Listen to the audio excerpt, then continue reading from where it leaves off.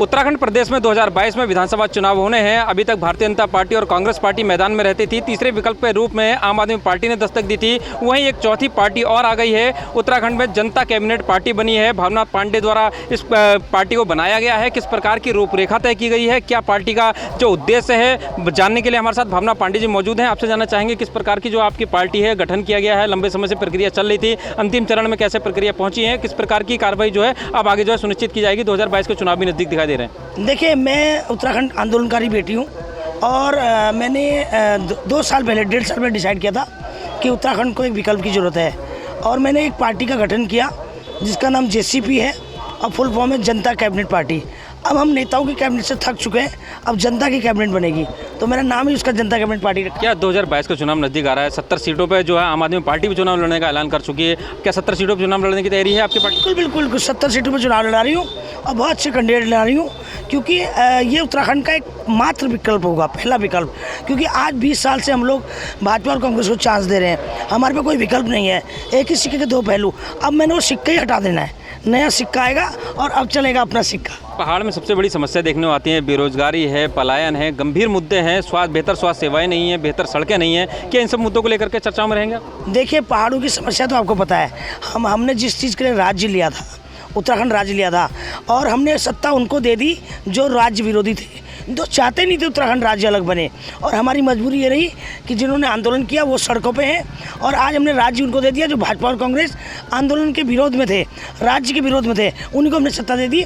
और आज इनको सबक सिखाने के लिए मैंने एक आंदोलनकारी बेटी, पूरे उत्तराखंड के आंदोलनकारी की जो भावना थी उनको सामने रखकर, जो हमारे पहाड़ की समस्याएँ, उत्तराखंड की समस्याएँ, महिला, युवा, जो पलायन, जो बेरोजगारी, जो महिलाओं की स्वास्थ्य सेवाएँ हैं, उन सबको ध्यान में रखते हुए मैंने इस पार्टी को गठन किया और निश्चित रूप से उत्तराखंड का नवनिर्माण होगा इस बार। जनता कैबिनेट पार्टी है, आपका नाम दिया है आपके द्वारा, किस प्रकार की देखते हैं और क्या क्या और मुद्दे हैं जिनको लेकर के आप जनता के बीच में जा रहे हैं? क्योंकि 70 सीटों पर चुनाव लड़ना है, समय कम बचा है, किस प्रकार की तैयारी तेजी कर रहे हैं? देखिए, मैं आपको बताती हूँ, 70 सीटों पर चुनाव इसलिए लड़ना, समय कम नहीं है, क्योंकि मेरा जो कैंडिडेट है वो 4 साल से काम कर रहा है क्षेत्र में, और भाजपा और कांग्रेस वाले 70 साल तक सीट नहीं छोड़ते, और छोड़ उसके बाद अपने बेटे तैयार कर लेते हैं। तो ये नेताओं ने तो अपनी जागीर समझ रखी उत्तराखंड को, और एक पीढ़ी इन्होंने राजनीति ख़त्म कर दी है। और मैं चाहती हूँ कि जो हमारे युवा भाई निर्दलीय चुनाव लड़ते हैं, अपना आजमाइश करते हैं, वो मेरे मंच में आए।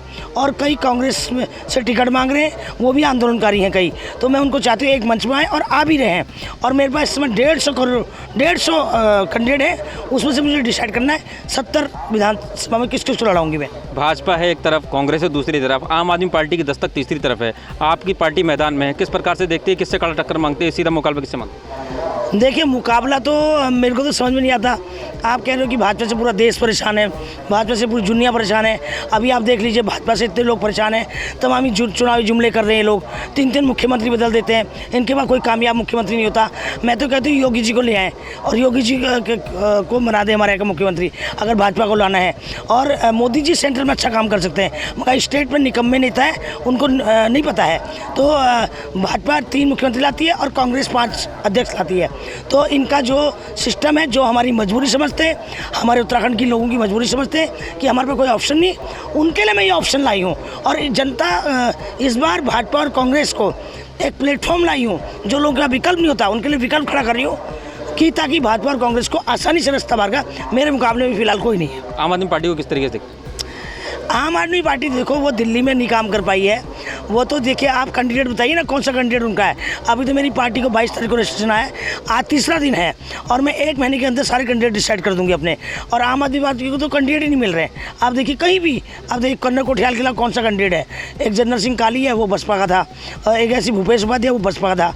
तो इनके पास कैंडिडेट नहीं है 70 सीटों पर, और आम आदमी पार्टी हो सकता है भाग जाए कल। आपकी क्या रणनीति जो 70 सीटों में क्या उम्मीद लगा रहे हैं? क्या सरकार गठन को लेकर के कहीं ना कहीं कवायद शुरू रहेगी आपकी, अगर जनता का आशीर्वाद मिलता है? जनता का पूरा आशीर्वाद मिलेगा। जनता खुद चाहती है इस बार बाहर का रास्ता दिखाना।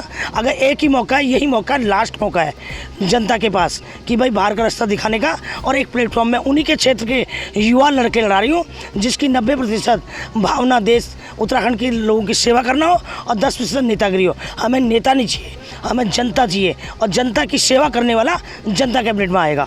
तो बिल्कुल ये थे हमारे साथ जनता कैबिनेट पार्टी की जो संयोजक हैं, उन्होंने पूरे जनता पार्टी का गठन कराया है। उत्तराखंड में 70 विधानसभा सीटों पर चुनाव लड़ने की तैयारी है भावना पांडे के द्वारा। उनके 150 से अधिक कार्यकर्ता हैं और जिसमें 70 लोगों को डिसाइड करना है और एक विकल्प के रूप में जो जनता कैबिनेट पार्टी उसका गठन किया गया है, क्योंकि भारतीय जनता पार्टी और कांग्रेस को एक ही सिक्के का दो पहलू बताया है। इसके अलावा जो आम आदमी पार्टी मैदान में है उसका कोई जनाधार नहीं है, ऐसा भावना पांडे जी का कहना है। 2022 में विधानसभा चुनाव में एक बड़े विकल्प के रूप में जो जनता कैबिनेट पार्टी है वो उभर करके सामने आएगी और जनता कैबिनेट के लगभग सभी 70 विधानसभा सीटों पर जनता कैबिनेट पार्टी चुनाव लड़ेगी।